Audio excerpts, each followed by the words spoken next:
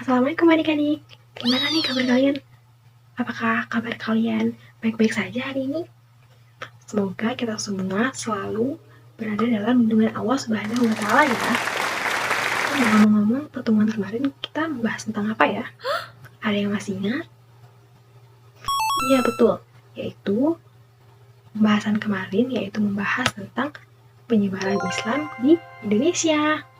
Karena kemarin kita sudah membahas penyebaran Islam di Indonesia, maka sekarang kita akan membahas tentang siapa sih yang menyebarkan Islam dalam Indonesia? Lalu bagaimana sih cara-cara dakwah dan penyebaran Islam di Indonesia?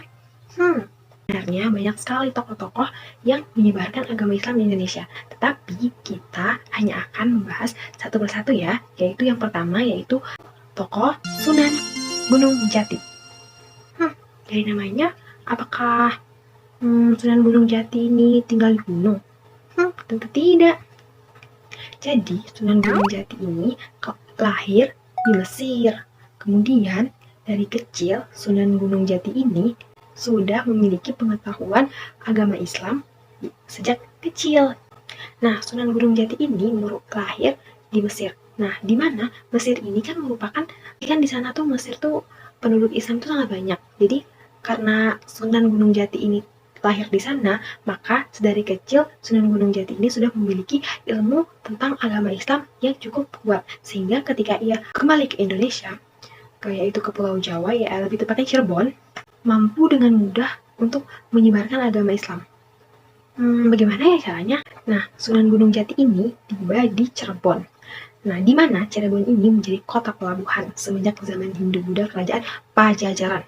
Nah, bukti arkeologi yang menyebutkan bahwa Cirebon telah berkembang dan menjadi bagian dari kerajaan Sunda Pajajaran adalah temuan dari ukiran batu monoklit Hudiyuh. Nah, kenapa sih Cirebon menjadi salah satu kota tujuan oleh Sunan Gunung Jati ini? Karena dulu di Cirebon itu merupakan pada abad ke-15 Masehi, Cirebon ini merupakan kota pelabuhan dan lalu lintas pelayaran internasional. Nah, jadi dulu tuh orang dagang dari berbagai negara itu datang lewat Cirebon, karena Cirebon merupakan kota pelabuhan zaman dahulu.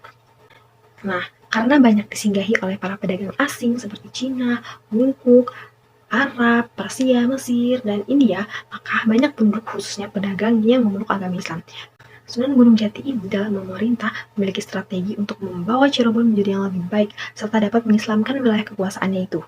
Selain menjadi seorang pemimpin, Sunan Gunung Jati juga merupakan seorang wali atau ulama. Sebagai seorang wali, Sunan Gunung Jati memiliki metode-metode, setidaknya ada 6 metode yang digunakan dalam proses islamisasi. Salah satunya adalah Al-Hikmah, metode Al-Hikmah. Nah, metode ini merupakan metode yang Sunan Gunung Jati dapat mendekati masyarakat awam dan dengan mudah untuk menyampaikan ajaran agama Islam.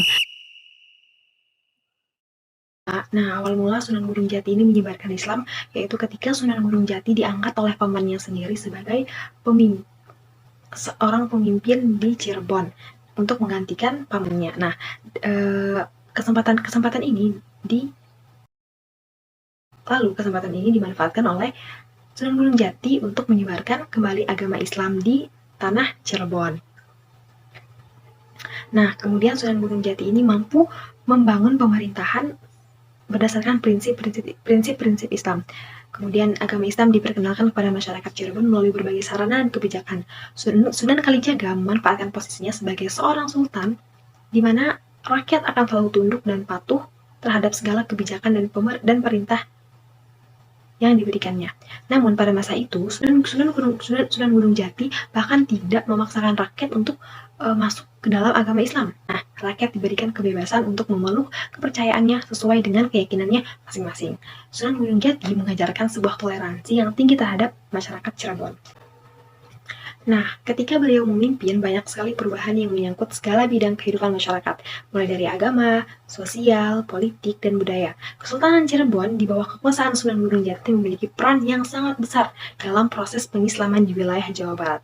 Sunan Gunung Jati menyeimbangkan antara tugasnya sebagai seorang sultan dan juga sebagai seorang wali dalam segala bidang tanpa terkecuali. Politik juga sangat berpengaruh terhadap penyebaran agama Islam di Jawa Barat, terutama di Cirebon.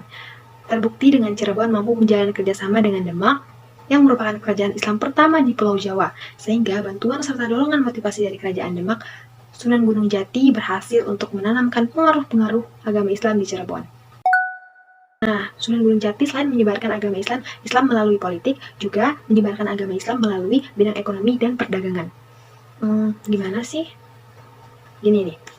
Nah, jadi zaman dulu itu orang itu kebanyakan berprofesi sebagai pedagang. Jadi karena di Pulau Cirebon, karena di kota Cirebon itu merupakan kota pelabuhan, oleh karena itu banyak nih pedagang-pedagang luar negeri dari India, Arab, Mesir dan lain-lain tuh datang kan ke Cirebon, sehingga Sunan Gunung Jati selain menjadi pemimpin di daerah Cirebon, juga beliau juga mengenalkan agama Islam lewat perdagangannya dan lewat ekonominya. Jadi selain pedagang, selain membicarakan soal perdagangannya, Sunan Gunung Jati juga mengenalkan tentang agama Islam kepada para pedagang yang belum Islam.